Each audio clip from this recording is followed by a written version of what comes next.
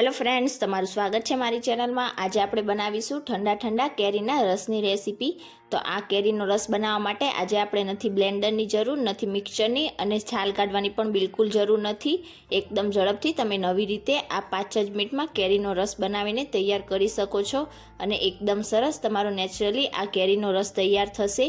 તો ચાલો એકદમ ઝડપથી બની જાય તેવો ઠંડો ઠંડો કેરીનો રસ બનાવવાનું શરૂ કરીએ। રેસીપી સારી લાગે તો વિડીયોને લાઇક કરજો, વધારેમાં વધારે શેર કરજો અને ચેનલને સબસ્ક્રાઈબ કરીને બેલ આઇકનને પ્રેસ કરજો એટલે નવી નવી રેસીપીના નોટિફિકેશન આવશે। તો ચાલો બનાવીએ। તો હવે સૌથી પહેલાં તો આપણે ઠંડો ઠંડો કેરીનો રસ બનાવવા માટે મેં અહીંયા 3 મોટી સાઇઝની કેરી લઈ લીધી છે। તો અહીંયા મેં કેસર કેરી લીધી છે। તમારા ઘરમાં જે કેરી ખવાતી હોય તમે એ કેરીનો યુઝ કરી શકો છો। તો આજે આ કેરીનો રસ બનાવવા માટે આપણે કેરીની છાલ બિલકુલ પણ નથી કાઢવાની। તો મેં કેરીને પહેલાંથી જ એકદમ સરસ રીતે વોશ કરીને લઈ લીધી છે। હવે આપણે કેરીનો જે આ ઉપરનો ભાગ હોય છે સૌથી પહેલાં તો તેને કટ કરી લઈશું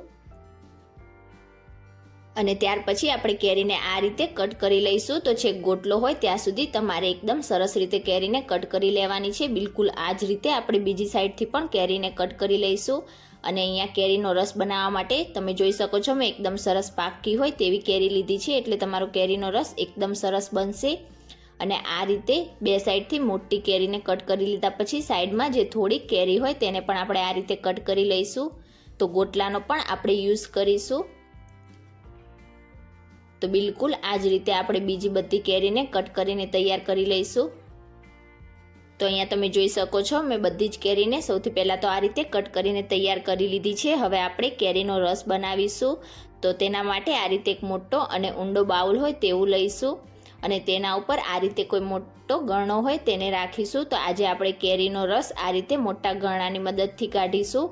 મિક્સચર કે બ્લેન્ડરની બિલકુલ પણ જરૂર નહીં પડે। આ રીતે ગરણામાં તમારો કેરીનો રસ એકદમ સરસ બનીને તૈયાર થઈ જશે અને એકદમ ઝડપથી તૈયાર પણ થઈ જાય છે। તો આ રીતે આપણે કેરી લઈશું અને હવે તેને ઊંધી રાખીને પ્રેસ કરતા જઈશું। તો આ રીતે થોડુંક તમે હાથેથી પ્રેસ કરશો એટલે એકદમ સરસ રીતે બધો જ કેરીનો પલ્પ નીચે બાઉલમાં ભેગો થઈ જશે। એકદમ ઝડપથી તમારો આ રીતે કેરીનો રસ તૈયાર થાય છે।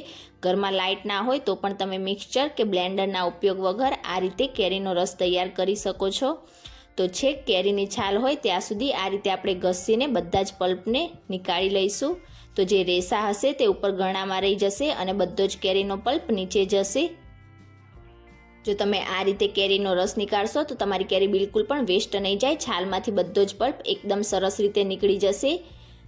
તો બિલકુલ આ જ રીતે આપણે ઘસીને બધી જ કેરીનો રસ નીકાળીને તૈયાર કરી લઈશું। એકદમ ઝડપથી તમે આ રીતે રસ તૈયાર કરી શકો છો અને તમે મિક્સચર કે બ્લેન્ડરમાં રસ બનાવો તેના કરતાં પણ આ રસ વધારે પીવામાં મીઠો લાગશે। તો છાલમાં તમે જોઈ શકો છો બિલકુલ પણ પલ્પ નથી। તો બિલકુલ આ જ રીતે આપણે બધી કેરીમાંથી રસ નીકાળીને તૈયાર કરી લઈશું।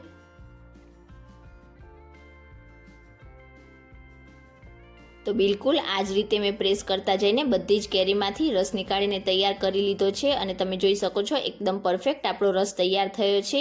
તો જો તમારી પાસે આ રીતનો ગરણો ના હોય તો તમે બીજી 2 રીતે પણ કેરીનો રસ તૈયાર કરી શકો છો। તો આ રીતની ખમણી દરેકના ઘરમાં અવેલેબલ હોય છે। તો જે સૌથી નાની કાણાવાળી ખમણી હોય તેનાથી તમે આ કેરીનો રસ તૈયાર કરી શકો છો। તેનાથી પણ એકદમ સરસ તમારો રસ તૈયાર થશે। અને જો એ પણ ના હોય તો તમે આ રીતે જે લોટ ચાળવાનો ચાણો હોય તેનાથી પણ તમે ઘસીને કેરીનો રસ તૈયાર કરી શકો છો। તેનાથી પણ બહુ જ સરસ તમારો રસ તૈયાર થશે। તો ત્રણેયમાંથી જે રીત તમને સારી લાગે તમે તેનાથી કેરીનો રસ તૈયાર કરી શકો છો। હવે તૈયાર કરેલા રસને આપણે આ રીતે ચમચીની મદદથી એક જ દિશામાં એકદમ સરસ રીતે મિક્સ કરી લઈશું એટલે એકદમ સરસ આપણો કેરીનો રસ તૈયાર થઈ જશે। તો અહીંયા તમે જોઈ શકો છો મેં એકદમ સરસ રીતે રસને મિક્સ કરી લીધો છે અને એકદમ ઘાટો અને એકદમ સરસ આપણો આ રસ તૈયાર થયો છે।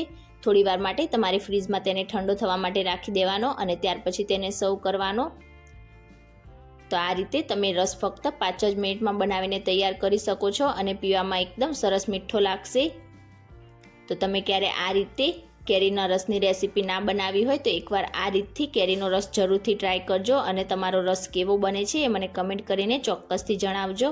અને આજની મારી કેરીના રસની રીત તમને કેવી લાગી એ પણ મને કમેન્ટ કરીને જણાવજો। રેસીપી સારી લાગી હોય તો વિડીયોને લાઇક કરજો, વધારેમાં વધારે શેર કરજો અને ચેનલને સબસ્ક્રાઈબ કરીને બેલ આઇકનને પ્રેસ કરજો એટલે નવી નવી રેસીપીના નોટિફિકેશન આવશે। Thank you for watching.